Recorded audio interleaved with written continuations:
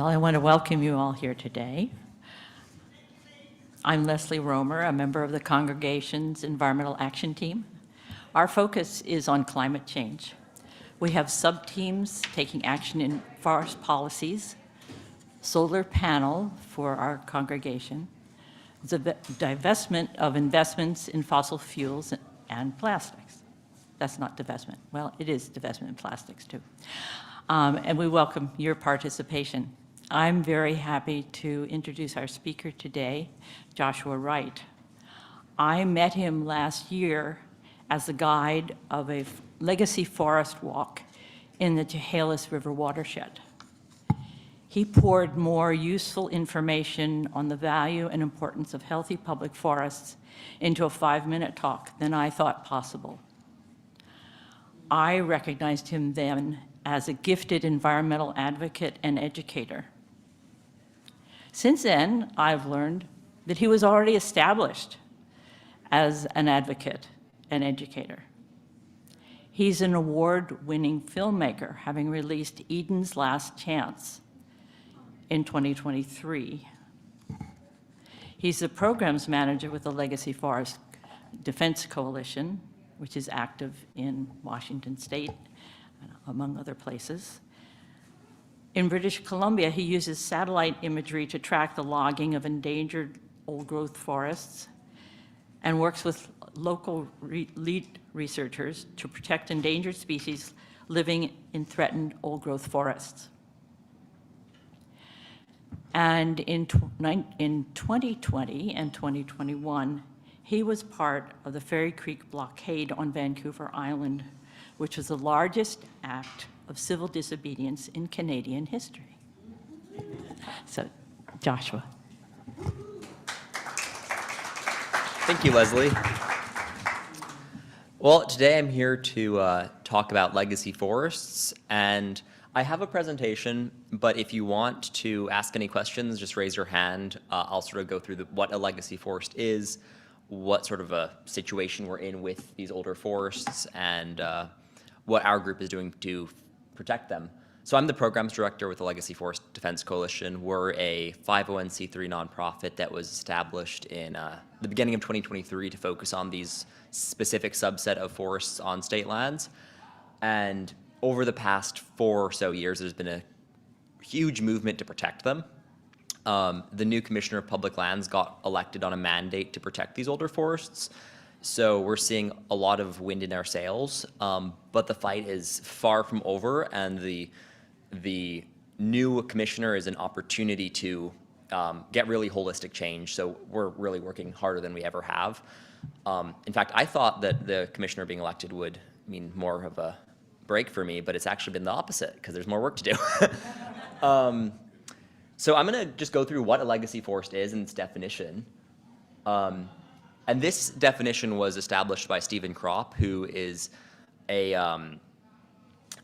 crazy guy. He's my boss. He's a data scientist who worked with the BLM. He has a PhD in modeling forests, so he's been able to model locations of these older forests on DNR lands, and has also been able to make a scientific case for their protection as a specific subset of forests that are neither old growth or plantations, but are something in between.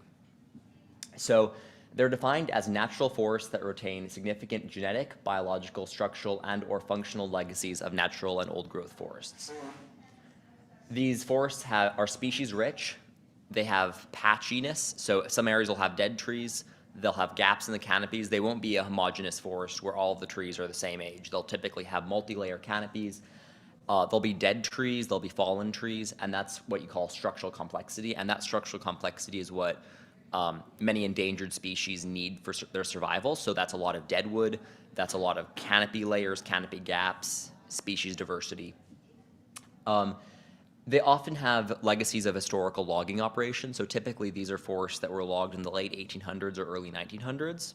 So at that time, they weren't logging with feller bunchers. They weren't, even though they were logging with very poor practices in terms of logging straight through streams, splash damming, and that kind of thing, they would leave a lot of legacies in large stumps, down trees, individual trees that aren't valuable, they would leave those on site because they actually had to pull the logs out with donkeys and, and on trains, and it was a lot more work than the more industrial era of logging that started really in the 1950s with the wider adoption of chainsaws and that type of stuff.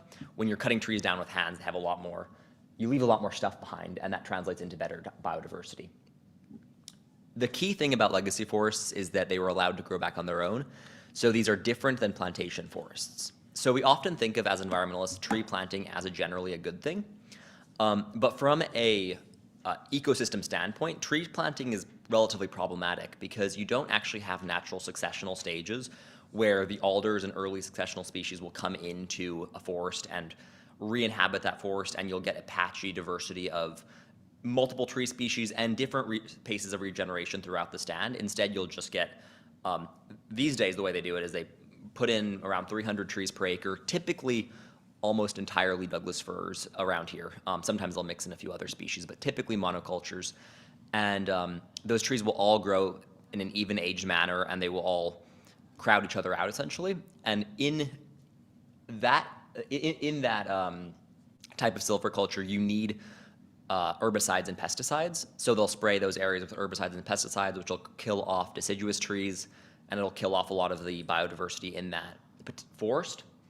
So legacy forests didn't have that. They were generally pre-World War II forests. That's when tree planting became mandated, and that's when herbicides became widely used in the forest sector. So what you'll see is forests that sprouted in the 40s and before then are very different because they're naturally regenerated and typically weren't logged with chainsaws and a lot more industrial type equipment. So we'll have a lot more of that organic matter that originates from that old growth stand.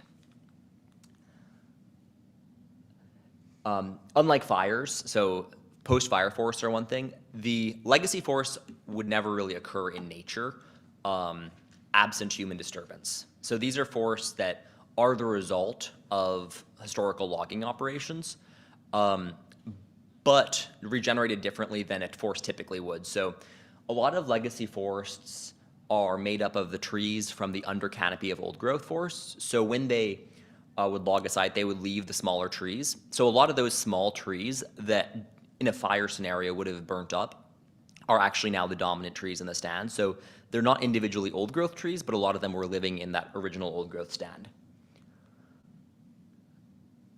Yeah, we kind of already went over the logging operation side of things, but you can see some of what I'm talking about when I say legacies left behind. You can see a lot of small trees, dead trees, snags, and all of that translates to habitat for woodpeckers, more nurse logs, and some of those trees would survive and become their own trees that are, instead of being tall, narrow trees, will have structural complexity. So we'll just flick through some of these. You can see essentially a great deal of trees left over from the logging. And as brutal as that looks, that actually replicates a post-fire ecosystem to some degree, where there's actually a lot of organic matter that's left. And when you're doing things manually, you can only afford to take out the best of the best wood, and you don't really want the rotten stuff. And that's what they left behind, and that's part of why legacy forests are so rich. So that's what one of those stands would have looked like. This is a photo, not of a, obviously this is a newer photo, but that's sort of what the regeneration in a early logging operation stand would look like, where there's diverse regeneration, but there are standing dead trees. And as the forest ages and those trees become 150-year-old trees, a lot of those legacies rot away, but they are in the soils, they are, they become nurse logs and trees grow on them. We can skip that, there we go. This is what legacy forests look like right now. That's an example of an individual old growth tree that was left. That's in the Lower Chehalis State Forest. This is in Capitol State Forest. That's part of the Misty timber sale. And those trees originate from, the ones in this picture specifically actually originate from 1854. So they were, that area was logged in 1854, and that's what a second growth tree that's almost 171 years old at this point. That's what that looks like. Unfortunately, the DNR has a definition of old growth that only includes trees prior to 1850. So if it's 1854, they say, oh, well, it doesn't have value as old growth. When in capital state forest, for instance, there is actually no old growth. The biggest stands that exist are around 5 acres, and those can't really be called forests. They're, remnant patches, and there's about 4 or 5 remnant old growth patches in the entirety of capital state forest, which is about 95,000 acres. So this is essentially the best of what we've got. And that's part of the Misty timber sale, which is scheduled to be auctioned off, I believe it's in March. Yeah, pretty soon. And I should say that the one of the positive updates in this whole fight is that the Commissioner of Public Lands has enacted a pause on these older forest timber sales. So they will not be approving any new timber sales for auction between now and about June or July, any new older forest timber sales. But the ones that were approved under Hillary Franz are still being auctioned off, and that's one of them. So that's one of our fights. We're currently suing them, and we are currently actually actively appealing 32 of the timber sales that Hillary Franz appealed in the last approved in the last several months. And it's anyone's guess as to how that's going to turn out, but we're hoping that we can save at least some of them. That's also in capital state forest. You can see that there's a diversity of, you can see big leaf maples in the overstory. So these are mixed conifer and hardwood forests.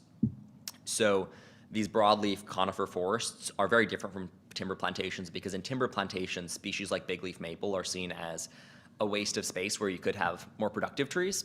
So they're actively discouraged, especially vine maples, big leaf maples. Alders typically are discouraged by timber landowners because they want higher value trees like Douglas fir, and cedar to some degree, although cedar for the longest time was actually suppressed. They didn't replant it. And now cedar is really valuable, so they're trying to replant it more, but that's actually a problem from early plantations where back then cedar was seen as junk wood, and now it's very desirable. So there's a bit of a shortage. But that's another thing you'll see in these older forests, is they regenerated naturally, which included a lot of cedar regeneration. So this is an example of some of the understory complexity. You have an entire younger cohort of trees coming in there. You can see those hemlocks. That's in a stand that is fully shaded, but those are shade-tolerant trees coming in to create a lower canopy layer. And that's a very important characteristic of older forests. And that's part of the Weatherman timber sale, which I believe was auctioned off in October. There was a forest walk there 2 weeks ago. Tweedy. Oh, Tweedy. Yeah, Tweedy was the one that we went to a few weeks ago. That one was, it was a similar area though. That's in the Lower Columbia, in the Mill Creek watershed. Hope Creek watershed. You can kind of see what these forests generally look like. That's in Capitol Forest. And I should say some of these forests, there's a variety of things we find in these older forests. We find old forest dependent species like the marbled murrelet. So that's a seabird that doesn't build nests, but instead nests on upper branches. And a lot of these forests are, if you're looking at species recovery, this bird was common, and now in Washington there's about 5,000 of them. They depend on the branches of large conifers, mossy branches, for their survival. Now these older forests, typically they need old growth. These older forests, some of them do support marbled murrelet populations, but really the key is that if we left these forests around for another 50 to 100 years, you could have actually more marbled murrelet habitat than you do now if we left these forests standing, because as they go from being 100 years old to 200 years old, that's actually going to create that habitat marbled murrelets need. So right now, by logging these forests, we're basically giving up the chance to have species recovery for the marbled murrelet. And I think there's a slide later that says this, but the Northwest Forest Plan, which governs all of the federal lands, because we're talking about state lands here, but all of the federal lands, the Northwest Forest Plan identifies over 100 or 1,000 species that are dependent on late successional mature forests in our region. So over 1,000 different species that need these forests for their survival. And until recently, the practice of DNR has been to basically eliminate them from the landscape across large areas. And one of the other things that we found in these older forests are rare ecosystem types and individually rare plants.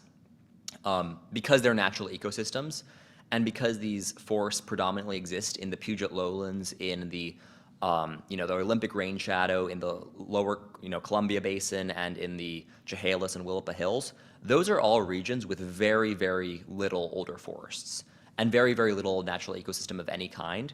So what we find is that these forests tend to be the best examples of what remains in that ecoregion. And because there's so little habitat in those ecoregions, they almost by definition contain rare ecosystems. And we've found ecosystems that are considered globally imperiled by the Department of Natural Resources and by the scientific organization which sort of unites all of North America called NatureServe. These are critically imperiled forest communities and combinations of species that are found at less than 10 places in the world, and we found them in multiple DNR timber sales. And we've gotten some of those protected, but that's something that DNR hasn't looked for, but we've been finding them routinely in these older legacy forests. So we kind of went through this a little bit, but yeah, we'll skip this. Oh, actually, I will say that that old growth forests by definition have structural legacies, but they are also unimpacted. Legacy forests have been impacted by people. Yeah, like a thinned forest can be a legacy forest, but what a legacy forest can't be is a tree plantation or a clear cut. So those areas, tree plantations were altered through the use of chemicals and through the use of modern scientific silviculture to be similar to palm oil plantations rather than ecosystems. And they still look green, and they can be very pretty, but when you go inside of them, they're much more sterile than legacy forests are. So this is a map of naturally regenerated forests, most of which would be legacy forests in Capital State Forest in 2005, and then you can see on my side of the screen what remains of those legacy forests that were present in 2005. So all of the yellow areas, all of the yellow areas are DNR timber sales, and you can see that most of the habitat that remains in Capital State Forest of these older forests are in very small ribbon-like sections. So those ribbon-like sections are stream buffers that are usually less than 200 feet wide, and DNR is currently saying that they will be protecting 10 to 15% of their land base as older forests in these stream buffers, and that is sufficient. DNR has committed to protecting 10 to 15% of their land base as older forests, and they're saying our stream buffers will do it, except that their stream buffers don't actually provide fully functional habitat, and that's what they're required to provide. Stream buffers suffer from edge effects, invasive species, blowdown. They should be seen as a mitigation for timber harvest rather than as a conservation strategy. It's not like you can say we preserve this landscape by logging everything and leaving little ribbons here and there. There are about 4,000 acres of larger chunks left, and most of those are on Thurston County side. So if you've ever been to McLean Nature Trails, the hillside above that is about 200 acres of legacy forest, and that area is or was planned to be part of the Bears timber sale. We're hoping that area gets saved. And then towards the center of Capital State Forest, it's called the Donut Hole in the middle where they haven't logged quite as much. There's some significant amounts of legacy forest there as well. Unfortunately, some of the nicest stands were just auctioned off as part of the Evergreen Gold timber sale. But we do have a chance to save about the 4,000 acres that remains. So this is a map of the Upper Chehalis watershed. That's the larger green circle, and then the Upper Willapa watershed, which is the smaller green circle. And overall, those are the legacy forests that currently exist on DNR managed lands and on private lands. So the eastern part of the Upper Chehalis watershed, you can see, has pretty much nothing, and that area is all privately managed timber plantations. And on DNR lands, the western side, most of those red areas are on DNR lands. And the reason that DNR lands have these legacy forests is primarily because of the Habitat Conservation Plan planning process. So as part of the Habitat Conservation Plan, DNR was considering protecting large amounts of older forest habitat, and they chose not to in 2019. And because they had been considering protecting these forests since 2002, or 2006 rather, when they adopted their Habitat Conservation Plan, these forests had been deferred from harvest So where these forests existed on warehouse or other landowners' land, they had all been logged by now. And DNR has them not because they are going to be conserving them, but because they weren't allowed to log them for the past 20 years until recently until 2019, and then they started logging them. So this is pretty much what's left. And Josh, could you go back over that?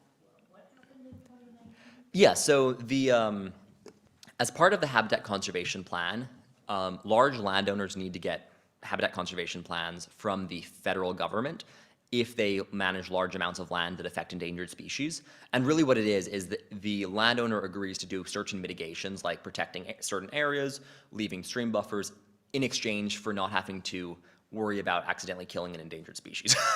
So if they are in a habitat conservation plan, if they shoot, log a spotted owl nest by accident, they're not liable for that. And every large landowner has to have one. And DNR's initial habitat conservation plan was a very progressive plan that was going to protect a lot of habitat. But since the early 2000s, it's been gradually watered down. And one of the key parts of that plan was the marbled murrelet long-term conservation strategy. And as part of that plan, they had multiple alternatives. And one of the alternatives was to protect a large amount of these older forests. And they didn't go with that alternative. But because that had been identified as a potential option, in order to keep their options open, essentially all of that land was deferred from logging for over a decade, about 20 years actually. And those lands, when they adopted a more conservative version of the marbled murrelet long-term conservation strategy, some of the areas were protected, but the majority of these older forests, especially in this region, were released from deferral and they started logging them. And that was in 2019. So the past 6 years or so, they've been going after these very oldest stands. And yeah, now we're in the situation that we're in. So statewide, we estimate that there are about 100,000 acres of these unprotected legacy forests left on state-owned lands. The Department of Natural Resources manages about 1.6 million acres of these older forests. Yeah, go ahead. And is that just in Washington State? Yeah, so this is just looking at the west side of Washington State. So we're very narrowly focused on DNR lands because they're the only landowner that own these older forests in the lowland watersheds typically. So that's our specialty, but there's a lot of these forests on federal lands, although most of those are actually old growth rather than legacy forests. And the reason that we're focused on DNR again is because in these lowland watersheds, they have pretty much all of the remaining native ecosystems, and they're managing most of it for timber production. Let's see. There's a lot of reasons why legacy forests are important. Chief among them, which is actually at the bottom of the slide, is their carbon storage potential. Oh, go ahead.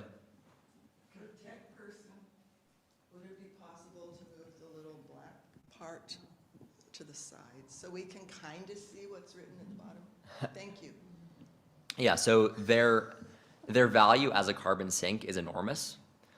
So unfortunately, I would say that the forest movement sort of took a break for the 2010s, and there was very little attention paid to what was happening in Washington State's forest lands, and because of that, the timber industry took the opportunity to frame themselves as the protagonist in fighting climate change, because their argument is if you take one of these old carbon-dense legacy forests, which in some cases contain around 1,000 tons of carbon per acre, if you take one of these and you clear cut it, their argument is, well, we're going to put the wood make the wood into furniture and into structural, beams and into, cross-laminated timber and plywood, and that carbon is going to remain sequestered. And that's, technically true, except that about 70% of the carbon that's in an older forest, once that forest is cut down and turned into whatever they're going to turn it into, about 70% of that carbon is released over the next 10 years, or 10 to 20 years, as the logging residue decays from mill byproducts. Basically, most of that carbon stored in the soils or in the trees gets lost in the ensuing decades. Whereas if you leave an older forest standing, it just keeps sequestering carbon. It stores all of the carbon that it contains, and it'll keep sequestering more of it. On top of that, the emissions associated with the logging and with the milling account for another 15%. So really you get, instead of 100% of the carbon and more sequestered, you get about 15% stored in, in this or in a house, or a lot of the products are temporary. So toilet paper, that kind of stuff, that carbon will generally be emitted. So yeah, these older forests can store about, certain of them, especially in the Willapa Hills, can store around 1,000 tons of carbon per acre. And that is to put that into perspective, your average American sequesters emits around 15 tons of carbon per year. So 1,000 tons in an acre is more than a lifetime for your average American. Of course, these forests have a lot of recreational value, trails, hunting, that kind of thing. And then they have tremendous ecological value, as we've already discussed, in terms of the marbled murrelet, rare ecosystems. And I would also say spiritual value. These older forests are, they're often some of the most accessible areas to people. If you were going to drive to one of these forests in Capitol Forest, you'd be driving from here probably 30, 40 minutes at most. If you were, a close one at least, if you were driving to, the Olympics, that would be an hour and a half. And they tend to be some of the most accessible older forests to populated areas. A lot of them are on major trailheads. You might not know this, but Tiger Mountain up by Seattle is a very big destination for people, very close to Seattle, a very good green space. And one of the major trailheads on it, the Tiger Mountain Trail, they were actually going to clear cut the entrance to that trailhead, which just defies common sense given how many people use it. We were able to stop that, but there's a great deal of value for these forests for a host of reasons. Another one of them is watersheds. So the Chehalis Basin is very, very cut over, and that's the largest watershed in Western Washington. And these older forests slow down water on the landscape, so there'll be less flash floods and less low flows in streams, because in the winter they hang on to the water, and in the summer they release it when there's low flows. And lately, with climate change and with the logging, there's been the Chehalis Basin has been hitting some of the record lows, and that imperils fish recovery. There's a whole host of problems. And then in the winter, you have folks wanting to build a dam in the headwaters of the Chehalis, which is very cut over because that water is coming out all at once and flooding areas. Also, people built in the floodplain, which they shouldn't have done, but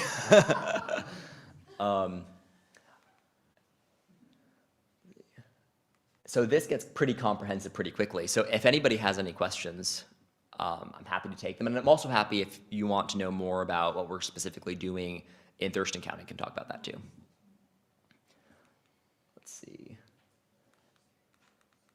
I heard that there's 600 acres in Thurston County, Capitol Forest, that are on the shopping block. Is that true? Yeah, so under, Is it 600? let me see. We've got 270 for carrots and cabbage, and then Juno. Yeah, so there are 5 different legacy forest timber sales that were approved despite the wishes of the Thurston County Council. So Correct. Commissioner. I should say that Thurston County Commissioners, these, what did I say, 5 timber sales, actually 6 timber sales represent about 10 to 20% of the remaining legacy forests in the Thurston County side, and they're currently getting shipped through. And a lot of them have been auctioned. Some of them were auctioned last month, and some of them will be auctioned this month. There are a great deal of timber sales that have also been stopped, and hopefully we've been working with the Thurston County Council to identify where these older forests are and try to get a plan for their protection. And we're hoping that with the new commissioner, we can actually accomplish something there. And I should explain that DNR logs their lands because in theory, they're supposed to be producing revenue for trust beneficiaries. And they're supposed to be producing revenue for trust beneficiaries. So these are trust lands that were given to DNR. A lot of them were given at statehood, and the trust beneficiaries are the University of Washington, Washington State University, the Capitol building in Olympia actually has 115,000 acres that DNR logs specifically to generate revenue for the Capitol building, which is kind of ridiculous. And you also have the Common Schools Trust, and that's a trust that goes towards general statewide school construction. Do you know what percentage is for? Wait. There are people on, digital people, so. Do you know what percentage is for public schools?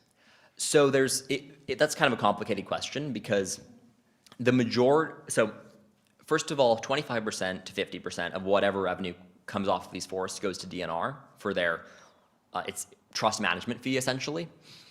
The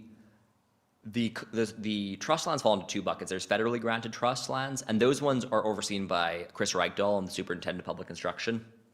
And that money makes up around 2% of the statewide school construction budget, which is topped up by the legislature. And Chris Wright basically said that money is unnecessary, and that accounts for, if not a majority, then one of the largest shares of DNR logging. Probably around 40% of their logging is specifically for that trust. And that money is unnecessary, according to Chris Wright, who essentially gets that money. Then there are lands that were tax defaulted on during the Great Depression, and those lands were given from counties to the DNR to manage on the county's behalf. And essentially those go to junior taxing districts, so school districts, fire districts, that kind of stuff. And those lands are much more important for local revenues than are the federally granted lands, which themselves make up probably the majority of these trust lands. So DNR has interpreted their mandate as having to maximize revenue off of these lands and basically only think about sustained yield and how much money they can be making per acre. The Supreme Court of Washington State recently said that they didn't need to be doing that and that they need to generate some revenue, but there is no mandate to generate as much revenue as possible. And up until recently, DNR has been saying, well, we have to log these older forests because if we didn't, we're obligated to produce revenue. But the fact is that DNR has a great deal of plantation forests. The vast majority of the landscape, as you saw on the map, is not these older forests. And they could be logging them. They're just logging, or they could be logging younger forests, but they're logging these older forests essentially because it's easier and because they make more money off of it. And also because of the timber lobby. That's probably the biggest reason they're doing it. So yeah, the trick is how do you protect these older forests while making sure that you're not impacting services in rural counties. As I said, a lot of the money that goes to University of Washington, the Capitol building, Washington State University, that money could disappear tomorrow and it wouldn't really make a difference, but some of the other money is important. What's the timber lobby? The timber lobby, that's, the American Forest Resource Council is the big one. They represent the purchasers of DNR timber. So this timber, these sales are auctioned off to the highest bidder. And the mills feel entitled to as much volume off of state lands, as much logging as possible. So they spend a lot of money on campaign contributions, that kind of stuff, to promote more logging. The fact that Dave Upthegrove was just elected as Commissioner of Public Lands is a bit of a coup because they spent over $1 million trying to attack him as being a radical environmentalist, and he was the only person who didn't take any money from timber companies. So typically, when there isn't this movement happening, typically the timber candidate would likely win. And you can go through the Public Disclosure Commission and see all the campaign contributions that people have gotten. Commissioner Hillary Franz got quite a bit of money from Weyerhaeuser and all these different logging companies, and then goes into office and votes for timber interests. The fact that Dave Upthegrove didn't take any money from timber companies is exciting because he should be able to look at things from a neutral perspective. But yeah, it's a very big lobby that wants as many of these forests logged as possible. And they tend to pit it as jobs versus the environment, but really it's individual wealthy families that own mills and larger corporations that are publicly traded that own mills. And they aren't interested in treating their workers well, they're interested in money, and the way you get as much money as possible is you get as much volume in timber as you can. and you pay as little as you can for it, and you pay your workers as little as possible. So it's sort of like a, you know, a facade to say that they like to assume the mantle of being pro-worker, but a pro-worker forestry could mean a lot less clear cutting and a lot more selective logging, which is a lot more work intensive. But if you're able to capture that value and do the milling locally and do it in sort of more of a community forest model, you can have much more employment for less logging, which would be much better for the environment. Another thing I should say is that if you go down to the Port of Olympia or the Port of Longview, you can see how much logs that we export in the round. Now, those logs don't come off of DNR land, but if we wanted to keep the timber industry whole and not, because if we did protect all of these older forests, there would be impacts to the timber industry. But if we wanted to mitigate that, we could, you know, ban raw log exports. If Weyerhaeuser had to sell to local mills, then that would more than offset the amount of the lost volume from state lands. And also, if you do it smartly, you can transition away from logging these older forests without just saying, okay, we're not logging anything, because we would be logging. It would just translate to a reduction in the amount of overall logging per year. So instead of logging, you know, let's say 500 million board feet per year, you'd probably be logging, you know, 420 million or something like that. Yeah. Go ahead. Oh.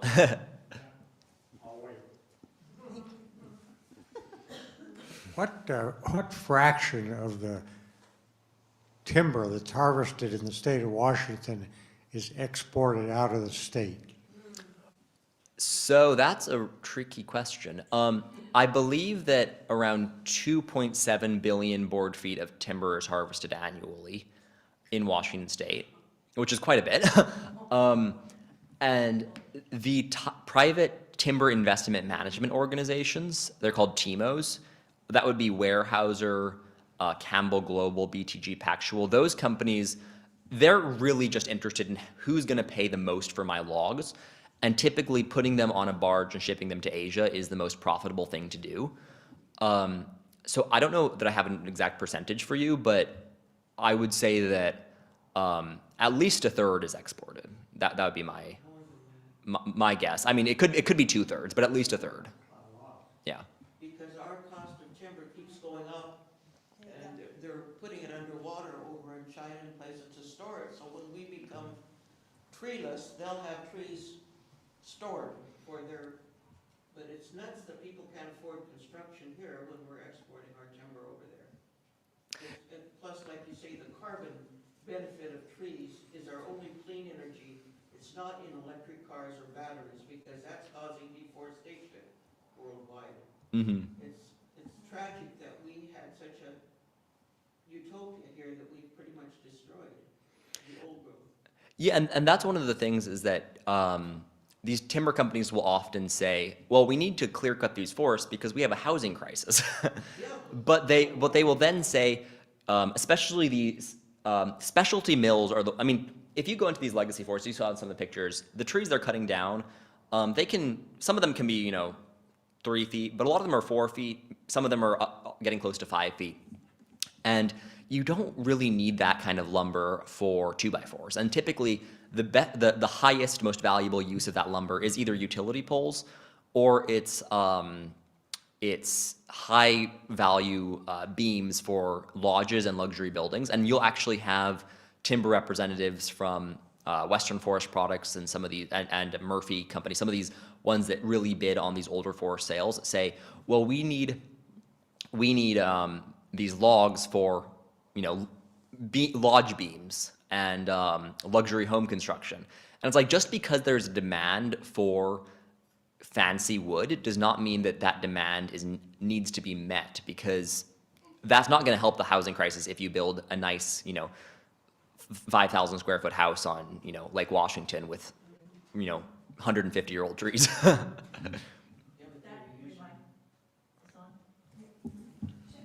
Okay, that reminds me of a question I had. One of the people on the Tweedy Forest Walk a couple weeks ago was saying that to cut the larger trees, they have a higher transport cost because there are no mills between Everett and, I believe, the Columbia River. Maybe, I don't know whether it's in Vancouver or across the river that mill the larger trees. So do they make substantially more on the sale of those trees? Okay, to cover the transport costs. Yeah, I mean, if you were a forester and you could dream up the perfect timber, like the perfect size of tree, you'd want the trees to be about 4 feet, about that big. Anything bigger than that starts costing extra.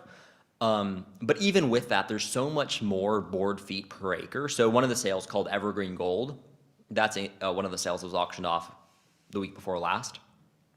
That's in Capital State Forest, and that sale has 88,000 board feet per acre. Some DNR timber sales, some plantation sales have 17,000 board feet per acre. So 17,000 board feet per acre versus 88,000 board feet per acre. So that's sort of why DNR likes these older forests so much. So even if some of the trees are oversized, if most of them are in the about 4 foot range, that's perfect for them because it doesn't cost them extra and it is quite a bit more trees for less effort. Yeah. And a lot of those Douglas firs are also peeled to make veneers. And one of the reasons so veneer like plywood essentially. And one of the things that Murphy Company will say about that is that we want clear logs, not because they need it for veneer. I'm sure if you've seen plywood, a lot of them have knots and that kind of stuff, but they want the clear logs because they want it to be aesthetic, because it's a luxury good. So it's like if you want to have plywood, finished plywood as a floor, for instance, or siding for something, it's more aesthetically pleasing if it has a clearer log, and clearer log means older trees. All right, we're getting about 1 o'clock, so we're getting about, do you have more slides? Or is... I do, but it gets really in depth, so I figured we'd just do the first part and then yeah. Can legacy forests be harvested economically and sustained? Well, yeah, I mean, there is a slide that I'll show on that. It might take a second. Oh, actually, this is a very cool thing before I'll answer that in 1 sec, but this is the red areas on this map are the highest volume, oldest parts of a forest. And you can see, this is sort of an image of fire resilience. You can see this is before the fire. Let's see. Before the fire, after the fire. So you can see that the older sections of forest survive fire far better than younger areas. And visualized, you can see that. What does the purple mean? The purple is the area that was burnt. Yeah. Anyway, I will answer that in 1 sec. Oh, here you go. So this is there's a lot of talk about thinning forests for quote-unquote forest health.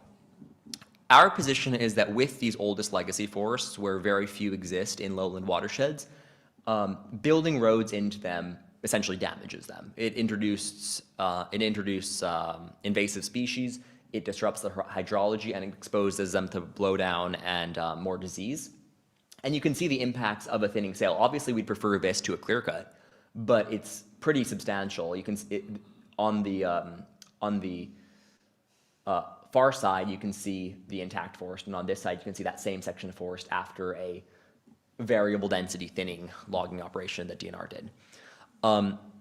Our position is that since there are so few of these older forests left, we should be protecting them. Had we not been clear cutting them for the past really 50 years, and we did actually have a large amount of them on the land base, then I think the most ecologically friendly way of getting forest products would be to selectively log those forests in perpetuity. But because we essentially have these rare spots of biological legacies, we think that protecting those reservoirs essentially is the priority, and that we should be managing plantations more to become more like legacy forests, so we grow them on long rotation. So in 100 years or in 50 years, we can be taking forests that are currently plantations and managing them such that they look a lot more like legacy forests, and that we can actually be getting trees out this big around out of them for lumber, instead of just growing on perpetual short rotations where you grow a tree to be about the size of the stool and then you cut it down.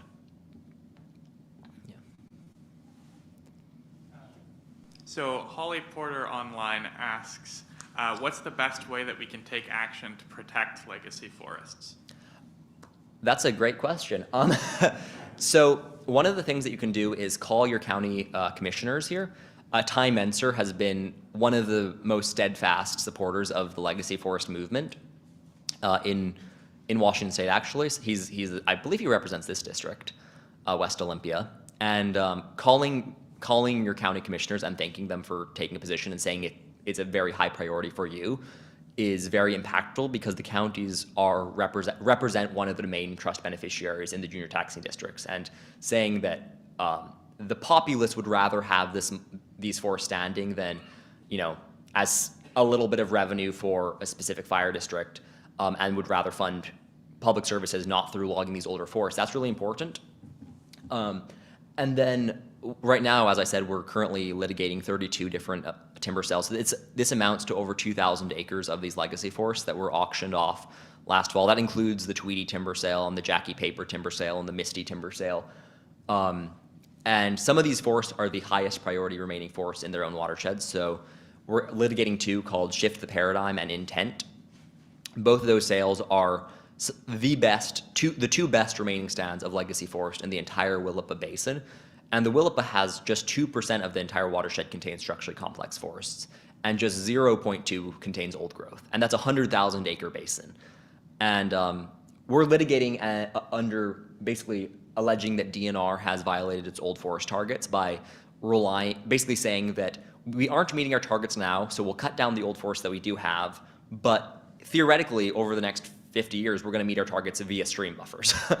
And we think that that's in direct violation of their policy. It pretty clearly is if you read their policies. They disagree. But we've won 2 injunctions so far, stopping 2 different timber sales from getting cut.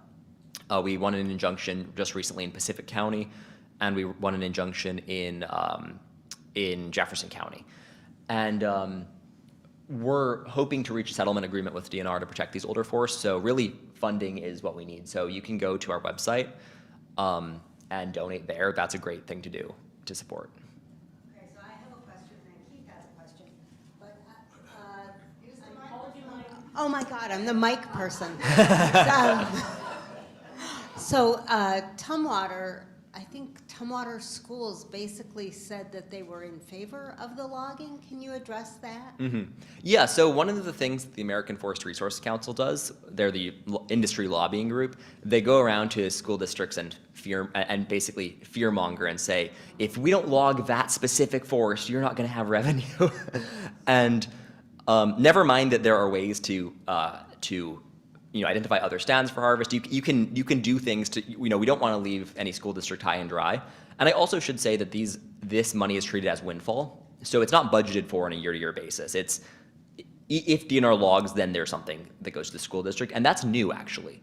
Because up until and this is something you'll never hear from the Tumwater School District or the timber companies, until about, I believe it was 2019, when a forest was logged and a school district got direct revenue from that, the Office of the Superintendent of Public Instruction would subtract the amount of revenue they got from their state allotment.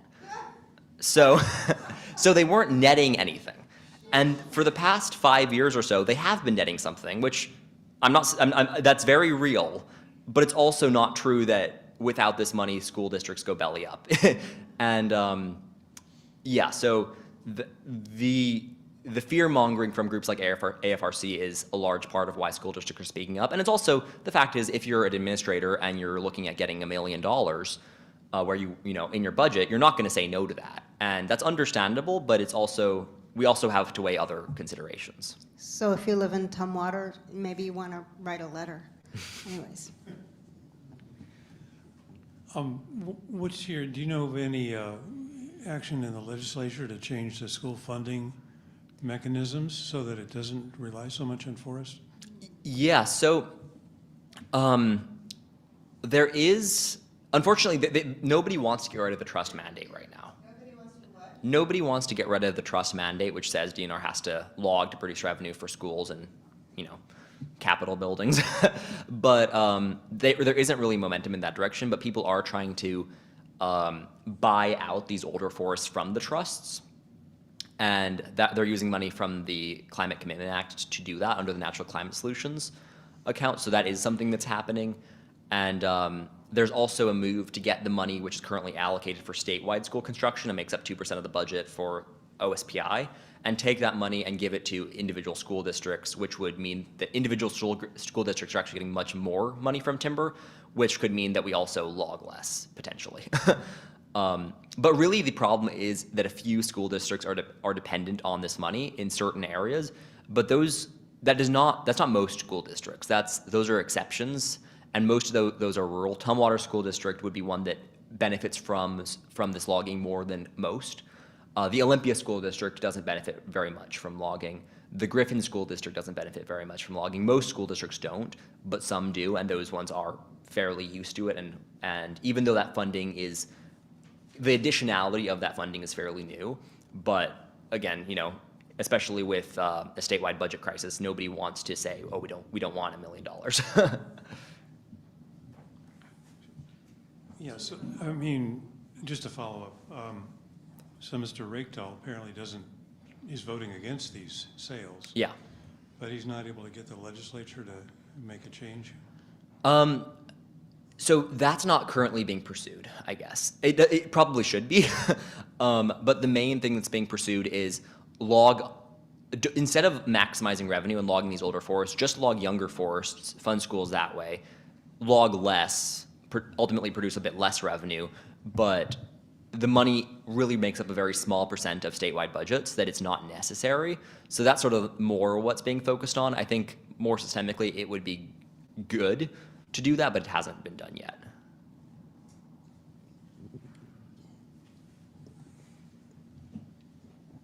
So I think I heard you say that there's a movement to use climate solution funds to buy legacy forest lands. Yeah. So who would manage them after they were bought? So that's already happening. So they did that with 2,000 acres and in 2023, and in 2024 they allocated 260 acres. So 2023 they put 70 million into an account for that, and then in 2024 they had a lot less revenue from these carbon credit auctions, so they only put 5 million, and that land is still managed by DNR. It's just that DNR takes it out of timber production and puts it into a conservation status. Yeah. Okay. So the state's going to be losing federal funds for electric cars and that kind of stuff. Mm-hmm.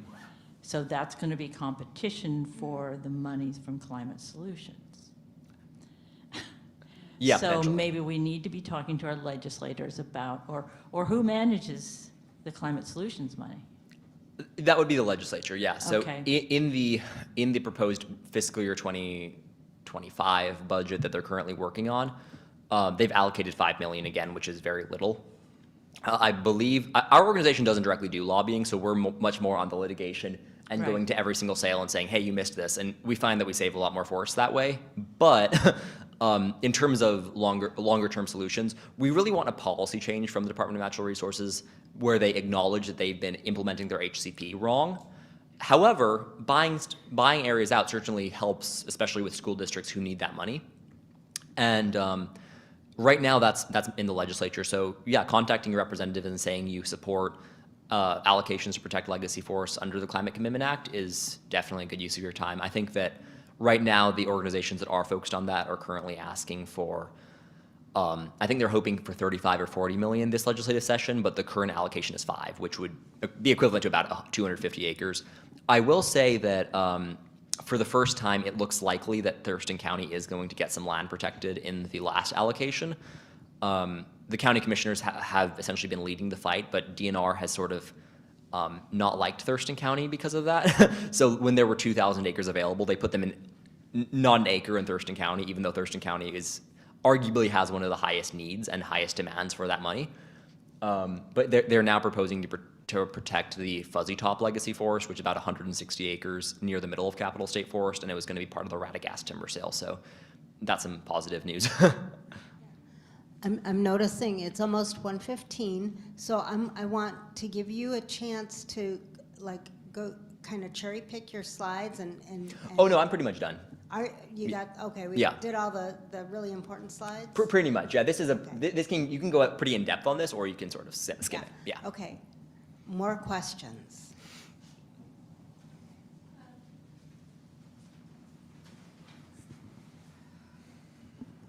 I'm a little concerned, and first of all, thank you for being here, but I'm a little bit concerned about the logging companies that go in and log even though it hasn't been approved. Kind of behind the scenes. Are we taking action, legal action against them? Is there, before it's approved?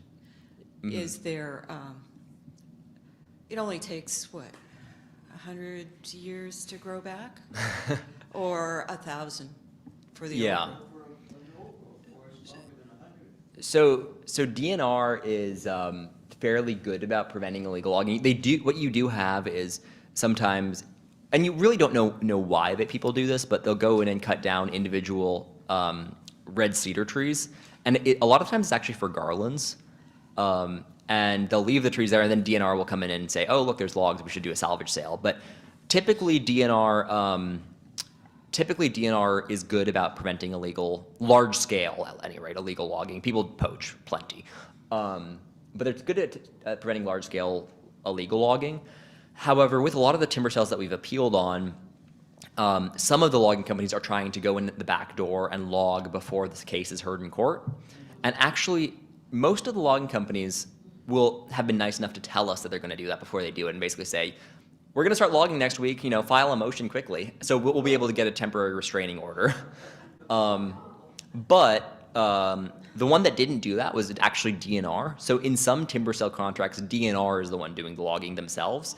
And those are called sort sales. So they're delivered logs, essentially, where a company can say, "Hey, we want all of your logs that are 35 feet long and 12 inches at the small side." And another company can say, "We want everything above 6 inches, and we want everything above 2 feet," or whatever it is. And those are called sort sales, and DNR actually directly hires the contractors and logs those sales themselves. And under Commissioner Franz, she did not like us. And under Commissioner Franz, she ordered DNR to start logging that sale as soon as it was auctioned. So, and didn't tell us. And when a sale's under appeal, you're supposed to tell the lawyers, and they didn't.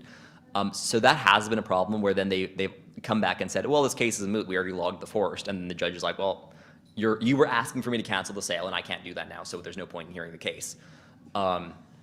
So that's why we need legal funds.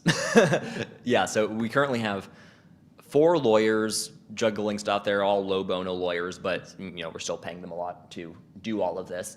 And yeah, donations to support that work is really critical because we have a real shot at saving a lot of these. There's about 2,000 acres we're currently litigating. We have a real shot at saving a lot of those forests, including 6 of them in Capitol Forest. But we definitely don't have the money to argue all of them in court, so we're hoping that we can either reach a settlement or do whatever we can to save as many of them as possible. Yeah. One more question here? It just seems to me that we could get people that had money. I don't know, it seems like they've done it in other areas. People that have money to be able to buy some of this land to save. Basically, why are we wanting to live longer if we won't have the oxygen that we need to survive? And there are people with money that could contribute to saving the old growth that we have left, or these legacy forests. For sure. It just seems like we need philanthropists at this funding business. And if you know anybody, I have my card. We have people in the state that have money. Yeah. And they should be supporting this kind of thing. For sure, we agree. I mean, mitigation and common sense. Yeah. Yep. Any more questions? All right, thank you so much, Joshua. We really appreciate it. Yeah, thanks for having me.